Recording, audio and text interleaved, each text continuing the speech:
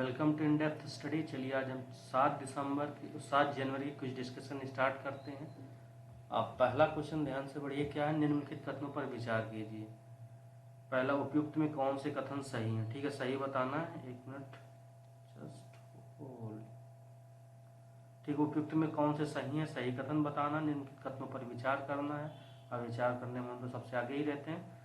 तो पहला ऑप्शन पढ़ लीजिए विचार करने से पहले। भारत में वैश्विक बाघों की आबादी का लगभग 75% निवास करता है और 2010 में सेंट पीटर में निर्धारित बाघों की संख्या दोगुनी करने के अपने संकल्प को पहले ही पूरा कर चुका है। ठीक है, भारत में नवीनतम बाघ गणना के अनुसार पांच बाघ परिदृश्यों में से पश्चिमी घाट परिदृश्यों में बाघों की संख्या सबसे अधिक है। ठीक है, तो पहला ऑप्शन क्या है? यहाँ पे ध्यान से पढ़िए। पहला ऑप्शन हमारा सही है, क्योंकि यहाँ पे क्या है, हमारे जितने भी वैश्विक आबादी बाघों की है उसमें से 75% तो भारत के पास ही है। तो ठीक है, और हमने ये अभी हाल फिलहाल में न्यूज में आया था, हमने लगभग 3000 बाघ हो चुके हैं, जो हमने पहले की अपनी 2010 की जो संख्या थी उसका दोगुना कर चुके हैं। तो पहला ऑप्शन सही हो जाएगा। दूसरा क्या है, यहाँ पे क्या है, पश्चिमी घाट में आपको लग सकता है कि सबसे ज्यादा बायोडाइवर्सिटी यहाँ रहती तो पश्चिमी घाट में हो सकता है, मगर बाघों के लिए ये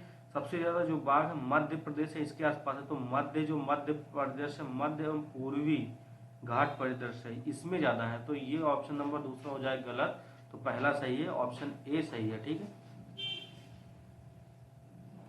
क्वेश्चन नंबर दूसरा देखिए क्या है। वैश्विक पर्यावरण सुविधा ग्लोबल एनवायरनमेंट फैसिलिटीज अंतरराष्ट्रीय पर्यावरण अभिसमों के उद्देश्य को पूरा करने में विकासशील देशों की सहायता के लिए धन उपलब्ध कराता है। बिल्कुल सही है। और यह एक वित्तीय तंत्र के रूप में इन अभिसमों में किन के लिए कार्य करता है? तो आप ये बहुत ज्यादा न्यूज में आता है, आपको पता भी होना चाहिए। ये इसमें ये जैव विविधता अभिसमय को भी ये वित्तीय सहायता देता है, यूएनसीसीडी को भी ये वित्तीय सहायता देता है, स्थायी कार्बन प्रदूषकों पर स्टॉकहोम सम्मेलन को भी ये देता है, यूएनएफसीसीसी को भी देता है, और पारे पर मिनामाटा समझौता में भी देता। तो चारों ऑप्शन सही, 1 2 3 4। ठीक है, सुंडा जल डमरू जोड़ता है, किस किस को सुंडा जल डमरू जोड़ता है ये आपको पता होना चाहिए। सुंडा जल डमरू जो जोड़ता है, सुंडा स्टेट जो जोड़ती है, इधर हमारा हिंद महासागर है और उधर जावा स्टेट है, जावा और सुमात्रा, इधर जावा सुमात्रा, तो इन दोनों को जोड़ता है मतलब, और जावा और सुमात्रा को अलग करता है। तो ऑप्शन नंबर इसका ए सही है। ठीक है, तो आपको इनकी सबकी स्टेट भी पता होना चाहिए कि कौन सी स्टेट जावा सागर और चीन सागर के मध्य आती है। तो जावा सागर तो ये सब बारे में आपको कि जावा सागर कहाँ है, चीन सागर कहाँ है, जावा सागर और सिलेब सागर कहाँ है, ये सब के बारे में आपको जानकारी होनी चाहिए। आप क्वेश्चन नंबर चौथा देख लीजिएगा। निम्नलिखित में से कौन से देश दक्षिण पूर्वी एशियाई देशों के संगठन के सदस्य हैं? ठीक है, सही कूट का चयन कीजिए। तो वियतनाम तो पता है, पहले में तो सब में भी दिया हुआ है। थाईलैंड भी है, यहाँ पे दूसरा ऑप्शन नहीं दिया हुआ है। मलेशिया तीसरा भी है, तो यहाँ पे तीसरा नहीं दिया गया है। और लाओस भी पांचवा है, तो पांचवा तो दोनों में दिया गया है। ठीक है, तो आप ये ध्यान रखिए, जो पपुआ न्यू गिनी पर्यवेक्षक राज्य और ये पपुआ न्यू गिनी और तिमोर लात्से, ये दोनों एशियान के पर्यवेक्षक राज्य हैं, और इनको ये राज्य मतलब ये देश इसमें संगठन में सदस्य नहीं है। तो ऑप्शन नंबर चौथा नहीं होगा, चौथा जैसे ही नहीं होगा, ऑप्शन नंबर सी सही हो जाएगा। ठीक है,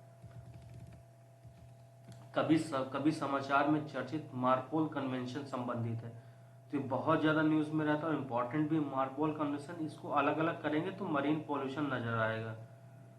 मरीन प्लस पॉल्यूशन, मरीन का मार निकालिए, पॉल्यूशन का पीओएल निकालिए, तो मरीन पॉल्यूशन। तो जहाजों से प्रदूषण की रोकथाम, आज जहाज कहाँ चलते, समुद्र में चलते, तो वहीं भी जो प्रदूषण फैलता है उसके रोकथाम के लिए। तो ऑप्शन नंबर सी इसका सही है। निम्नलिखित कथनों पर विचार करें। कथन क्या, कौन सा सही बताना है। ठीक है, भारत का राष्ट्रपति संसद के सत्र को ऐसे स्थान पर बुला सकता है जहां वो उचित समझे। ठीक है, दूसरा ऑप्शन पढ़िए क्या है। भारत का संविधान एक वर्ष में संसद को 3 सत्रों का प्रावधान करता है, लेकिन सभी सत्रों का संचालन अनिवार्य नहीं है। तो आप ये देखिए कि हमारे संविधान में तो कभी भी 3 सत्रों का प्रावधान नहीं किया गया। हमारे संविधान में 2 सत्रों के लिए कहा गया है कि एक वर्ष में दो कम से कम 6 महीने बाद एक सत्र आयोजित किया जाना चाहिए, वो कभी भी हो। तो दूसरा ऑप्शन गलत हो जाएगा। तीसरा क्या, संसद में एक वर्ष में मिलने की न्यूनतम दिनों की कोई संख्या नहीं होती है, तो तीसरा भी, जैसे ही दूसरा गलत करेंगे तो ये तीसरा भी सही है। ठीक है, यहाँ पे तीसरा लिखा हुआ है, तीसरा भी सही है। अब यहाँ पे क्या है, उचित समझे, तो ये बिल्कुल सही है। आर्टिकल 85 में है कि राष्ट्रपति जहां भी उचित समझे वो बुला सकता है। तो पहला और तीसरा इसका सही हो जाएगा, ऑप्शन नंबर सी इसका सही है। ठीक है,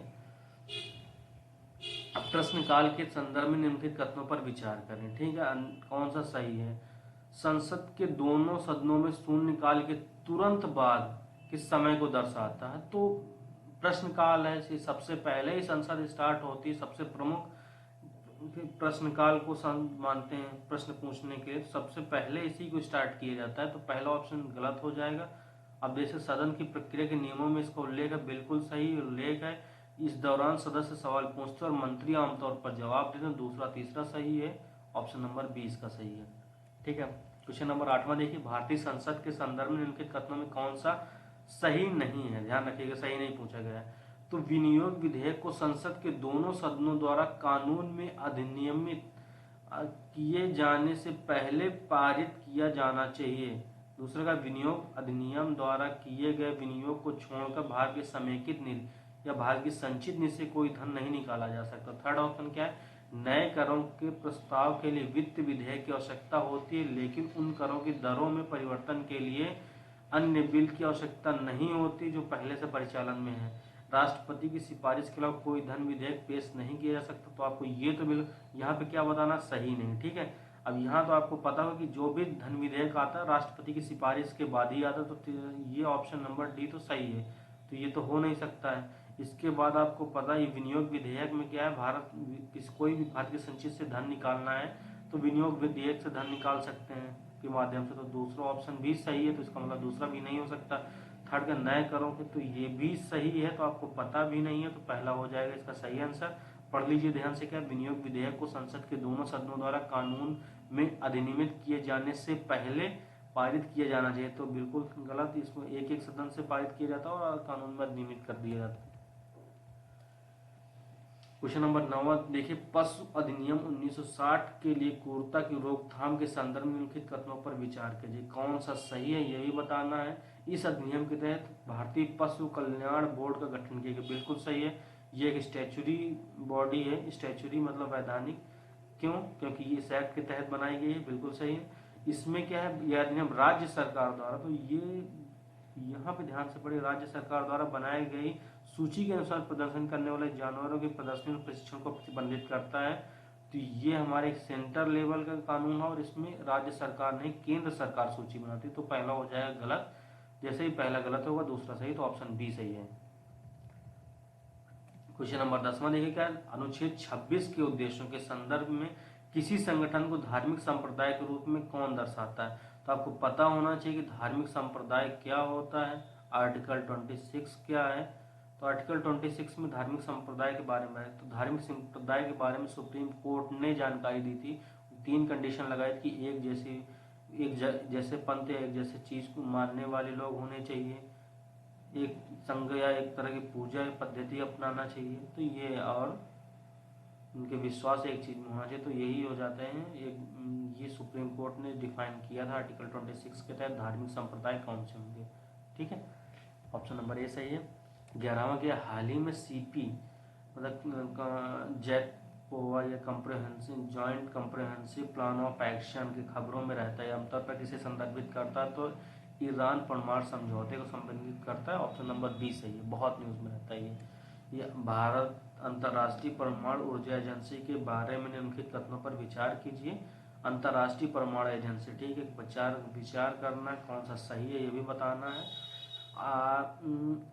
अंतर्राष्ट्रीय परमाणु ऊर्जा एजेंसी संयुक्त राष्ट्र प्रणाली के भीतर एक स्वायत्त अंतर्राष्ट्रीय संगठन है। दूसरा का, यह संयुक्त राष्ट्र महासभा और सुरक्षा परिषद दोनों को रिपोर्ट करता, तो ऑप्शन दोनों सही है, क्योंकि ये आपको पता होगा कि ये निगरानी करती, जो भी कोई भी न्यूक्लियर के इनरीच नहीं कर रहा हो, या जो भी आप न्यूक्लियर आयात के थ्रू अपना न्यूक्लियर पावर प्लांट चलाते भारत में।